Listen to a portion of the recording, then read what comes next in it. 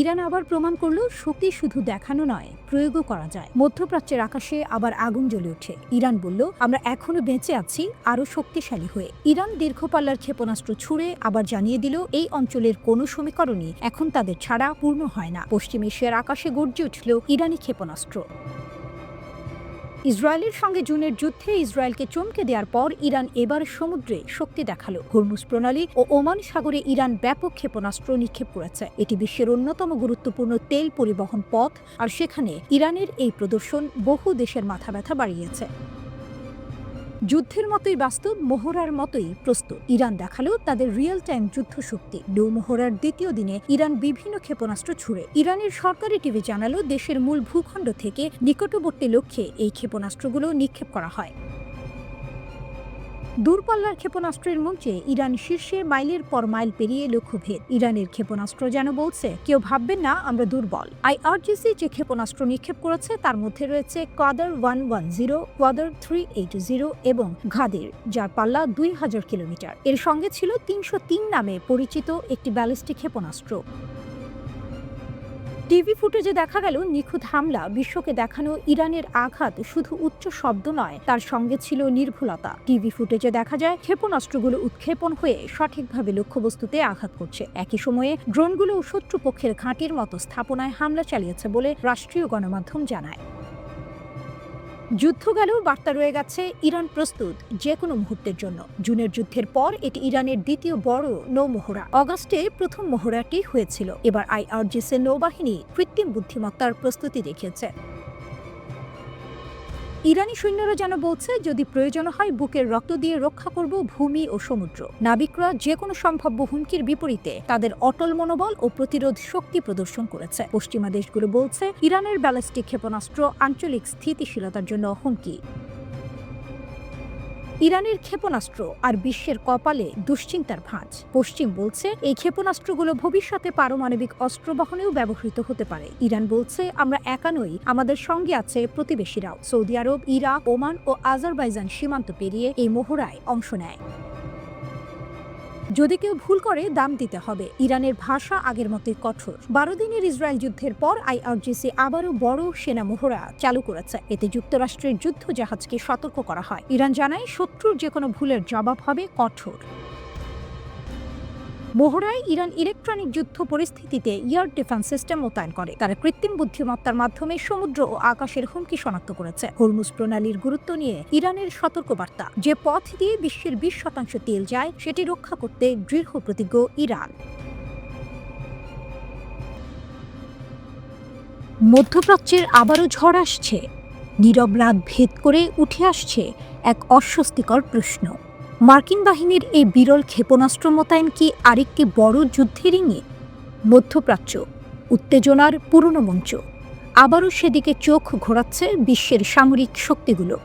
Israel, Syria ও লেবাননে একের পর এক আঘাত বাড়াচ্ছে, আর সেই সময়ই মার্কিন যুক্তরাষ্ট্র হঠাৎ বাড়িয়ে দিয়েছে তাদের নিজস্ব অস্ত্র মোতায়েন। যেন ঝড়ে আগে বাতাসের গতি বাড়ে, ঠিক তেমনই সামরিক নড়াচড়া বেড়ে যাচ্ছে যুদ্ধাঞ্চলে। ওয়াশিংটন শুধু ড্রোন বাড়াচ্ছে না, শুধু টহল জোরদার করছে না, এবার দেখা গেছে আরও অস্বাভাবিক দৃশ্য। মার্কিন নৌবাহিনীর সুপার হর্নেট জেটে ঝুলছে স্ল্যাম ইআর নামে বিরল স্ট্রাইক মিসাইল। এই মিসাইল সাধারণত বিশেষ পরিস্থিতি ছাড়া বহন করা হয় না। এর মানে স্পষ্ট, যুক্তরাষ্ট্র কিছু বড় কিছুর প্রস্তুতি নিচ্ছে। ইয়েমেনের উপকূলের কাছে এই জেটগুলো যেভাবে ঘোরাফেরা করছে, তাতে প্রশ্ন জাগছে নতুন করে, কেন এই তীব্রতা, কেন এই মুহূর্তে? বিশেষজ্ঞরা বলছেন, হয়তো হুথিদের শক্তি মোকাবিলায় ব্যর্থ হওয়ার পর নতুন কৌশল নিচ্ছে যুক্তরাষ্ট্র। হুথিদের ড্রোন ও মিসাইল প্রতিরোধে মার্কিন অস্ত্র ব্যয় হয়েছে বিপুল পরিমাণে, বহুবার ব্যর্থতাও দেখা গেছে। তাই কি এবার বিরল অস্ত্র? আবার কেউ কেউ বলছেন বিষয়টি আরও গভীর। সিরিয়ায় ইসরায়েলের আক্রমণ বাড়ছে, লেবাননে উত্তেজনা তুঙ্গে। তাই যুক্তরাষ্ট্র ভয় পাচ্ছে উত্তরের যুদ্ধ দক্ষিণে নেমে আসতে পারে। হুথিদের সাম্প্রতিক আক্রমণগুলো প্রমাণ করেছে যে তারা এখন শুধু ইয়েমেনেই সীমাবদ্ধ নয়, তাদের প্রভাব বাড়ছে লোহিত সাগর পেরিয়ে। তাই কি যুক্তরাষ্ট্রের এই ক্ষেপণাস্ত্র চলাচল ইঙ্গিত দিচ্ছে নতুন কোনো যুদ্ধ, যেখানে সিরিয়া ফ্রন্টে হুথিদের প্রবেশও সম্ভব? এই প্রশ্ন এখন বিশ্লেষকদের মাথা ব্যথার নতুন কেন্দ্রবিন্দু। স্লাম ইআর মিসাইলের ক্ষমতা বড়, দূরপাল্লার আক্রমণ, নির্ভুল লক্ষ্যবস্তু ধ্বংস এবং সমুদ্রপথের সামরিক অভিযানে ভয়ঙ্কর প্রভাব, সব মিলিয়ে এটি যুদ্ধে গেম চেঞ্জার। তাই যখন দেখা গেল সুপার হর্নেটের ডানায় এটি, সাধারণ চোখও বুঝতে পেরেছে ঘটনা সাধারণ নয়। মধ্যপ্রাচ্য এখন দাবার ছক, একদিকে ইসরায়েল, একদিকে ইরান, ছায়াতে আছে হুথি যোদ্ধারা, আর উপরে ও নিচে ঘুরছে যুক্তরাষ্ট্রের জেট, ড্রোন, যুদ্ধজাহাজ। প্রশ্ন একটাই, এই ক্ষেপণাস্ত্র কি শুধু বার্তা, নাকি আসন্ন যুদ্ধের প্রথম পাতা? বিশ্ব তাকিয়ে আছে লোহিত সাগরের ঢেউয়ের দিকে, কারণ ইতিহাস বলে যখন শক্তিধররা বিরল অস্ত্র বের করে তখন যুদ্ধ খুব দূরে থাকে না। আবার আগামী দিনের সংঘাত বোমা দিয়ে শুরু হওয়ার আশঙ্কা কম, তা শুরু হবে নীরবে, চুপচাপ ফাইল সংগ্রহ করে, ফোন নেটওয়ার্কের মানচিত্র তৈরি করে, ব্যাংক হিসাব খুঁজে বের করে, সফটওয়্যার ভেঙে দিয়ে, সরবরাহ পথ আটকিয়ে। সিদ্ধান্তমূলক মুহূর্তগুলো রাজধানীর আকাশে নয়, ঘটবে গবেষণাগারে, একাডেমিক সম্মেলনে, টেলিকম ডেটাবেজে আর বিজ্ঞানীদের মনে, যেখানে তারা ভাববেন কেউ কি তাদের বাড়ির ঠিকানা জানে। গোয়েন্দা তৎপরতার সবচেয়ে প্রাণঘাতী দিক তার চুরি করা তথ্য নয়, বরং যে আতঙ্ক মানুষের মনে বসিয়ে দেয় সেটি। চীনের কিলিং অর্ডার জাপানের আকাশে ভয়াল শক তৈরি করেছে। চীনের যুদ্ধবিমান জাপানের F-16 দিকে ওয়েপন্স রাডার লক করল। উত্তেজনা চরমে। বেজিংয়ের ফিঙ্গার অন দ্য ট্রিগার পরিস্থিতি টোকিওর অবজ্ঞার মুখোমুখি। তাইওয়ানকে কেন্দ্র করে টোকিও দৃঢ়। ট্রাম্পের মধ্যস্থতা ব্যর্থ, শেষের কোনো নিদর্শন নেই। টোকিও বেজিং উত্তেজনা চলছেই। একচেটিয়া রাডার লক, আকাশে শক্তির প্রকাশ। একটি চীনা J-15 জেট দুইবার জাপানের F-15কে রাডার লক করেছিল ওকিনাওয়া অঞ্চলে। জাপানের প্রতিরক্ষা মন্ত্রণালয় জানায় J-15 অন্তরালে 2 F-15 ট্র্যাক করেছিল। প্রথম লক চলেছিল প্রায় 3 মিনিট, বিকেল 4:30 পর।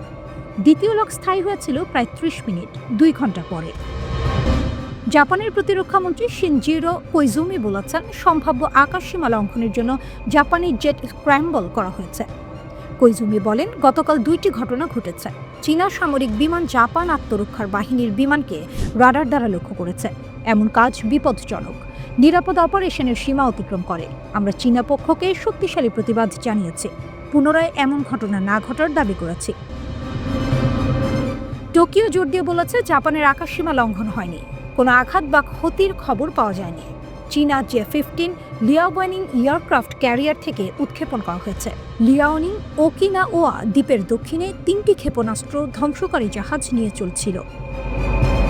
চীন দাবি করেছে জাপানের বিমান বারবার তাদের নৌবাহিনী প্রশিক্ষণে হস্তক্ষেপ করেছে।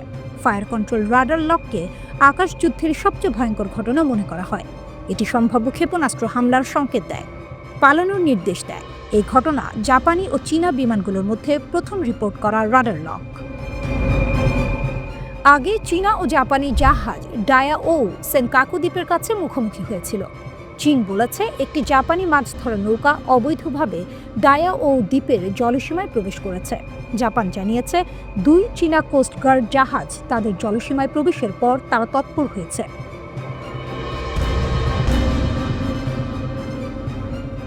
জাপান চীন সম্পর্ক আরও খারাপ হয়েছে প্রধানমন্ত্রী সানায়ে তাকাইচির মন্তব্যের কারণে। তাইওয়ান এই স্ট্যান্ড অফের কেন্দ্রবিন্দুতে। তাকাইচি বলেছেন চীনের তাইওয়ানে আক্রমণ জাপানের জন্য বাঁচার হুমকিস্বরূপ পরিস্থিতি তৈরি করতে পারে। চীনের পররাষ্ট্রমন্ত্রী ওয়াং ই বলেছেন তাকাইচির মন্তব্য লাল রেখা অতিক্রম করেছে। বেজিং অভিযোগ করেছে তাকাইচি তাদের অভ্যন্তরীণ বিষয়ে হস্তক্ষেপ করছে এবং মন্তব্য প্রত্যাহারের দাবি জানিয়েছে। জাপানি প্রধানমন্ত্রী মন্তব্য প্রত্যাহার করেননি, বলেন টোকিওর অবস্থানে কোনো পরিবর্তন নেই। এই ঘটনার মধ্যে আমরা শিখতে পারি শক্তি শুধু অস্ত্র নয়, পরিকল্পনা, প্রস্তুতি এবং প্রতিক্রিয়ার ধারা নিয়ে নিরাপত্তা নিশ্চিত হয়। ঠিক যেমন ইরান তার সাগর ও আকাশে শক্তি প্রদর্শন করেছে। শক্তির প্রকৃত মূল্য বোঝা যায় প্রতিকূল পরিস্থিতিতে।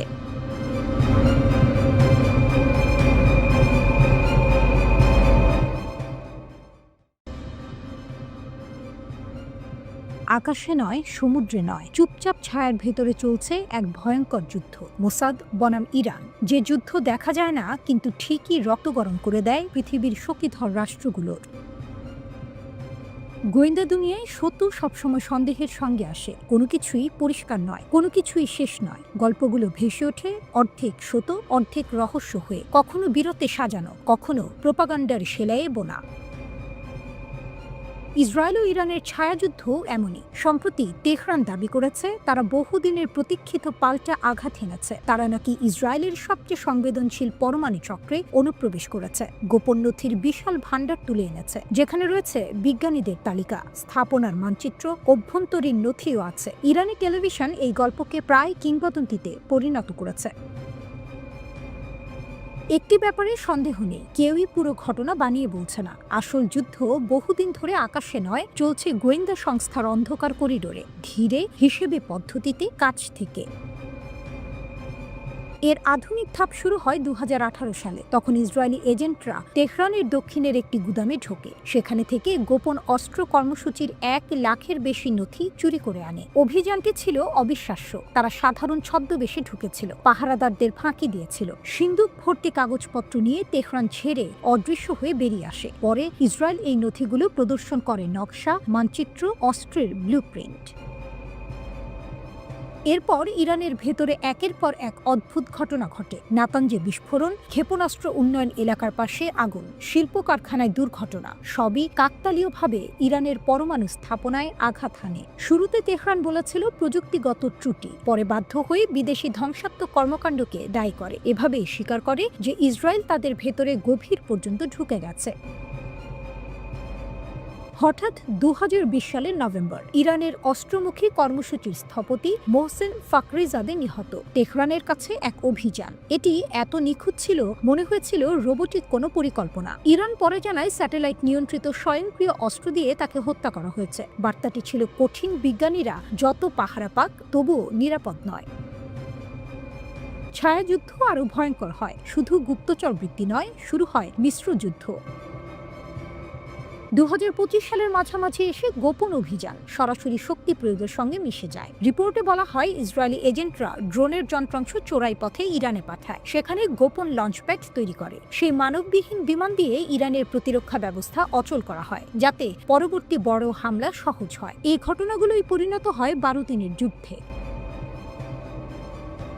ইরানের প্রতিক্রিয়া ছিল কঠোর। দেশে শুরু করে গোয়েন্দা দমন অভিযান, বাইরে শুরু করে প্রচার যুদ্ধ। তেহরান দাবি করে মোসাদের সঙ্গে যুক্ত বহু অপারেটিভকে আটক করেছে, কয়েকজনকে মৃত্যুদণ্ড দেওয়া হয়েছে। এসব বিবৃতি কঠোর নিয়ন্ত্রণে প্রচারিত হলেও একটাই বার্তা দেয়, ইরান বুঝে গেছে তাদের ভেতরে ফাঁক রয়েছে আর তারা সেটি বন্ধ করতে মরিয়া।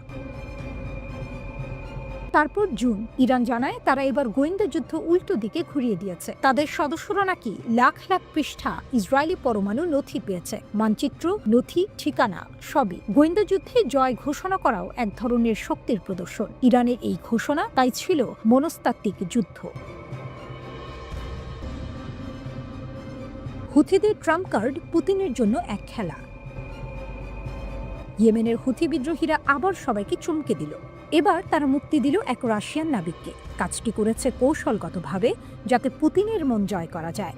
ইসরায়েলের চোখে এই ঘটনা স্পষ্ট বার্তা, হুথিরা এখন শক্তিশালী, চতুর এবং আন্তর্জাতিক কূটনীতির খেলায় সাবলীল। হুথিরা দেখালো ড্রোন ও ক্ষেপণাস্ত্রের ক্ষমতা। মধ্যপ্রাচ্যে যুক্তরাষ্ট্র প্রথমবারের মতো একমুখী আক্রমণ ড্রোন মোতায়েন করেছে, নাম লুকাস, যা ইরানের শাহেদ 136-এর কপি। মূল্য মাত্র $35,000। কিন্তু হুথিরা ইতিমধ্যেই 7টি আমেরিকান মাল্টি-মিলিয়ন ডলার ড্রোন ভূপাতিত করেছে। ইসরায়েল, যুক্তরাষ্ট্র সবাই দেখলেও হুথিরা আকাশেও ভয়ঙ্কর। রেড সি এখন হুথিদের এলাকা। হুথিরা নিয়ন্ত্রণ করছে লোহিত সাগরের গুরুত্বপূর্ণ জলপথ। বাণিজ্যিক জাহাজে তারা নিয়মিত হামলা চালাচ্ছে। ইসরায়েলের সরবরাহ চেইনও নিরাপদ নয়। যুক্তরাষ্ট্র আশা করেছিল 30 দিনের মধ্যে আকাশে প্রাধান্য তৈরি হবে, কিন্তু হুথিরা প্রমাণ করল ইউএস ব্যর্থ। পুতিনের সঙ্গে হুথির সম্পর্ক। হুথি বিদ্রোহীরা রাশিয়ার কাছে সদিচ্ছা দেখিয়েছে। এক রাশিয়ান নাবিককে মুক্তি দেওয়া সেই প্রমাণ। ফলে ক্রেমলিন এখন মধ্যপ্রাচ্যে নতুন প্রভাব পেল। ইসরায়েলের দৃষ্টিতে হুথিরা শুধু বিদ্রোহী নয়, শক্তিশালী রাজনৈতিক খেলোয়াড়। হুথি, ইরান, রাশিয়া, ট্রয়ি হুথিরা শুধু ইরান থেকে সমর্থন পায় না, রাশিয়াও তাদের সহযোগিতা করছে। 2024 সালে হুথিদের লক্ষ্যবস্তুতে তথ্য দিয়ে সাহায্য করেছে। ইসরায়েল বুঝেছে হুথি শক্তি এখন আন্তর্জাতিক কৌশলেও বড় ভূমিকা রাখে। হুথিরা গাজার পাশে, গাজা যুদ্ধেও হুথিরা সমর্থন দেখিয়েছে। লোহিত সাগরে তারা হাইপার অ্যাক্টিভ। যুক্তরাষ্ট্রের সীমাবদ্ধতা। যুক্তরাষ্ট্রের কোনো পদাতিক বাহিনী নেই ইয়েমেনে। MQ-9S নজরদারি করতে পারে, কিন্তু হাতে নেই সরাসরি নিয়ন্ত্রণ। ড্রোন ও স্যাটেলাইট পর্যবেক্ষণ যথেষ্ট নয়। হুথিরা বারবার দেখিয়েছে যুক্তরাষ্ট্রের আঞ্চলিক নিয়ন্ত্রণ ফাঁক-ফোকর যুক্ত। হুথিরা শুধু প্রতিরক্ষা নয়, আক্রমণাত্মক। ইরান রাশিয়ার সাহায্যে তারা নিরাপদ পথও তৈরি করেছে। ইসরায়েলের কাছে স্পষ্ট, হুথিরা এখন আঞ্চলিক ও আন্তর্জাতিক শক্তিশালী খেলোয়াড়। মধ্যপ্রাচ্য যেন হুথিদের খেলার মাঠ। ড্রোন, ক্ষেপণাস্ত্র, কৌশল সবই তাদের হাতে। রাশিয়া ও ইরান তাদের সহায়ক। ইসরায়েল ও যুক্তরাষ্ট্র কেবল পর্যবেক্ষক। হুথিরা দেখিয়েছে ছোট হলেও শক্তি, কৌশল এবং ধৈর্য মিশিয়ে বড় শত্রুকে চ্যালেঞ্জ দেওয়া যায়। মধ্যপ্রাচ্যের জলপথ ও আকাশে হুথি শক্তি এখন অবিস্মরণীয়। 2024 সালের অগস্টে মার্কিন গোয়েন্দা সংস্থার বরাতে বিভিন্ন আন্তর্জাতিক গণমাধ্যম জানায়,